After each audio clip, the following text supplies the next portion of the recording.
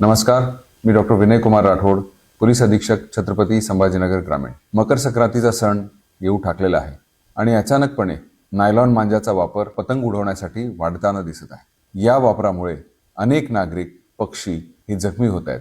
काही ठिकाणी तर दुर्दैवाने प्राणघातक घटना सुद्धा घडलेली आहे आणि त्या अनुषंगाने छत्रपती संभाजीनगर ग्रामीण पोलिसांनी नायलॉन मांजा विक्रेत्यांवर त्याचबरोबर वापरावर अतिशय कडक कारवाई करायला सुरू केलेली आहे। ज्या ज्या ठिकाणी जे दुकानं असे मांजा वापरताना आढळले आहेत त्यांच्यावर गुन्हे दाखल करण्याची प्रक्रिया सुरू केलेली आहे। यामध्ये आम्ही त्यांच्यावर BNSS कायद्यान्वये गुन्हा दाखल करून त्यांच्यावर कठोर कारवाई करीत आहोत। यामध्ये आपल्याला हे लक्षात घेणं आवश्यक आहे की नायलॉन मांजा विकत घेणे, विकणे आणि वापर करणे या तिन्ही गोष्टी या अपराधाच्या कक्षेमध्ये येतात।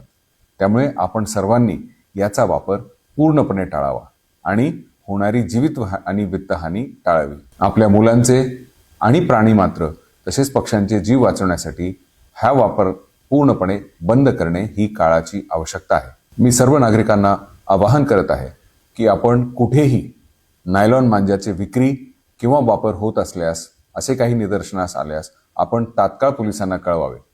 आपले नाव पूर्णपणे गुपित ठेवण्यात येईल। लोकांची आणि प्राणीमात्रांची सुरक्षितता ही आपली सर्वांची सामूहिक जबाबदारी आहे। चला, या मकर संक्रांतीला नायलॉन मांजाला पूर्णपणे नकार देऊन आपण ही आपली मकर संक्रांत साजरी करूया। धन्यवाद।